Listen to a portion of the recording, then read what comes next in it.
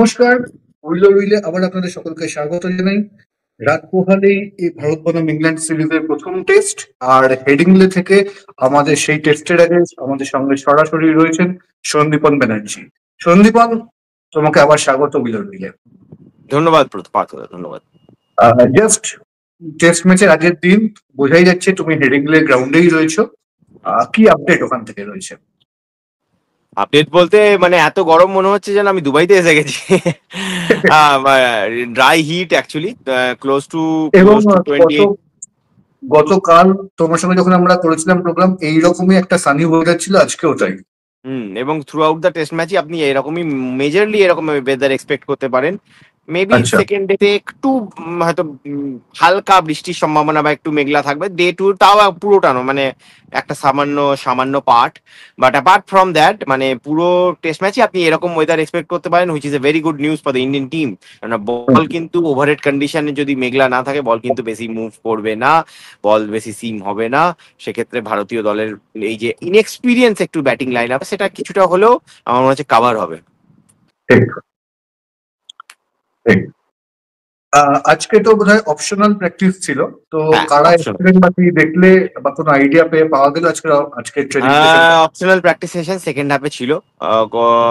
অনেক প্লেয়ারই এসেছিলেন, বোলাররা তেমন কেউ আসেননি, কারণ যেটা নর্মালি হয় আর কি, ফাস্ট বোলাররা টেস্ট ম্যাচের আগের দিন তারা প্র্যাকটিস করেন না। আর্শদীপ এসেছিলেন এবং তা থেকে বোঝাই যায় তিনি প্লেইং ইলেভেনে নেই। ব্যাটারদের মধ্যে অনেকজন এসেছিলেন, শুভমান গিল এসেছিলেন, যশস্বী জয়সওয়াল এসেছিলেন, কে এল রাহুল এসেছিলেন, সাই সুদর্শন এসেছিলেন, করুণ নায়ার এসেছিলেন। তো ব্যাটারদের মধ্যে মোটামুটি ব্যাটিং লাইন আপের আমি বলবো যে ঋষভ পান্ত বাদ দিয়ে মোটামুটি এক্সপেক্টেড ব্যাটিং লাইন আপে সবাই এসেছিল।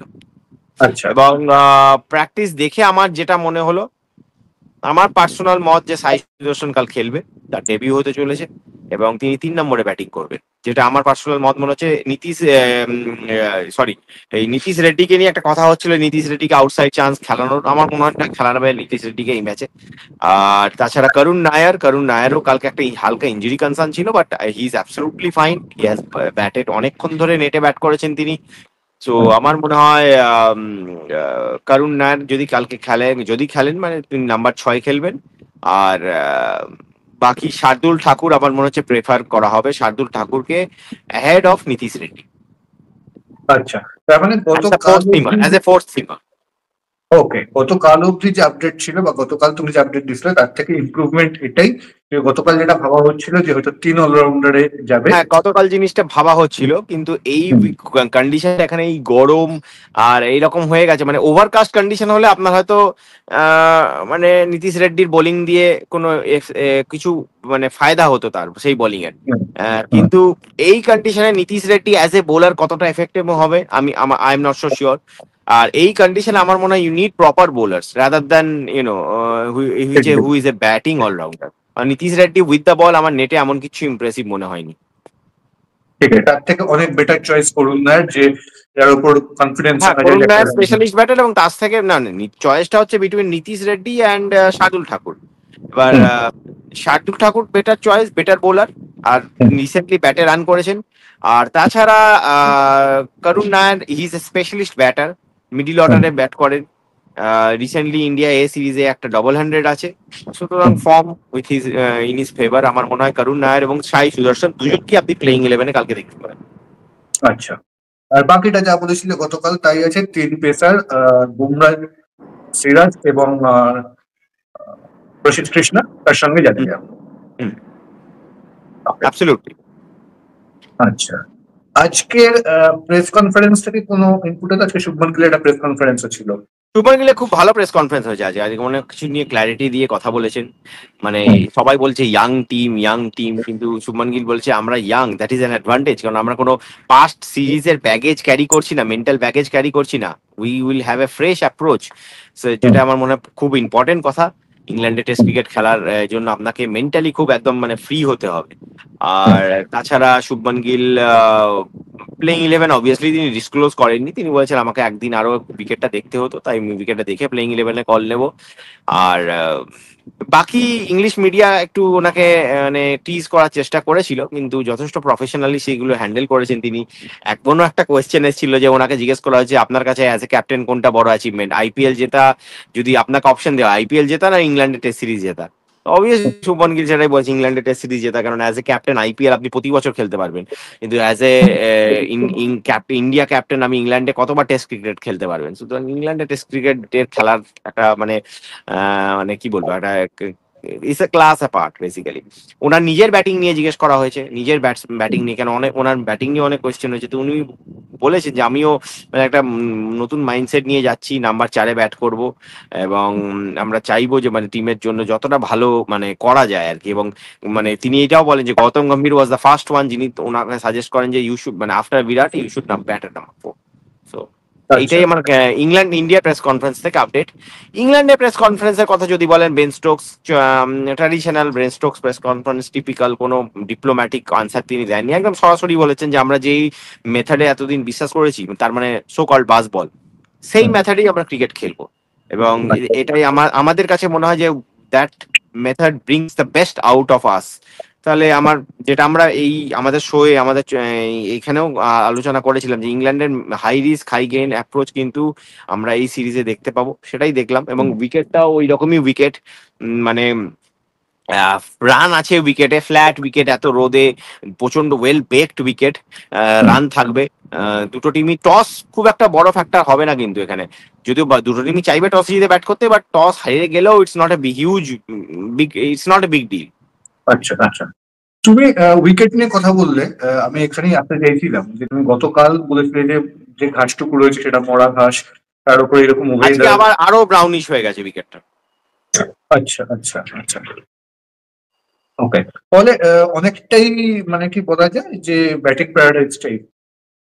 হ্যাঁ, এবং বেন স্টোকসও তাই বললেন যে ইংল্যান্ডের ইনি তো মানে কোটার পর এটাও বলে ইংল্যান্ডের বেস্ট ব্যাটিং উইকেট বলেছেন অফ আচ্ছা লেট, আচ্ছা অফ লেট। আচ্ছা আচ্ছা। Okay, okay. ওখান থেকে গ্রাউন্ড জিরো থেকে আর কোনো আপডেট আজকের দিনে? আর পুরো আপডেট ইংল্যান্ডে প্র্যাকটিস অপশনাল প্র্যাকটিস ছিল, ইংল্যান্ডের প্র্যাকটিসে তেমন কিছু হয়নি। জো রুট একটু টাইম উইকেটে স্পেন্ড করেছেন মানে নেটসে। আর ওভারঅল আমার মনে হয় যে মানে দুটো টিমই রেডি, দুটো team they are clear about their method which is very good. দুটো কোচের ফিলোসফি সেম। আগে যদি আপনি কোচে আগে মানে ব্রেন্ডন ম্যাকালাম এবং গৌতম গম্ভীরকে দেখেন, দুটো কোচের থট প্রসেস মোটামুটি সেম, যে আমরা লং ব্যাটিং লাইন আপ রাখবো, অলরাউন্ডারের উপর বেশি বিশ্বাস করবো। এবং ইংল্যান্ডের বোলিং লাইন আপটাও আপনি যদি দেখেন, ইংল্যান্ডের বোলিং লাইন আপটাও যদিও শোয়েব বশিরকে নেওয়া হয়েছে কারণ এই গরমের কথা ভেবে, যদি এরকম ওয়েদার না থাকতো আমার মনে হয় না শোয়েব বশিরকে ওরা নিত। যেমন আমরা এখানে যখন আমি অ্যাসেস করতে এসেছিলাম, তারা কিন্তু মানে জ্যাক লিচকে খেলায়নি সেখানে। ক্রিস ওকস একটা বড় ফ্যাক্টর হতে চলেছে এই সিরিজে, সুতরাং মানে এই ম্যাচে আর কি, এবং গোয়িং ফরওয়ার্ড ইন এই সিরিজে। আমি জানি না তিনি কটা ম্যাচ খেলবেন, কিন্তু Chris Woakes is going to B the biggest threat for the Indian batting line. আচ্ছা।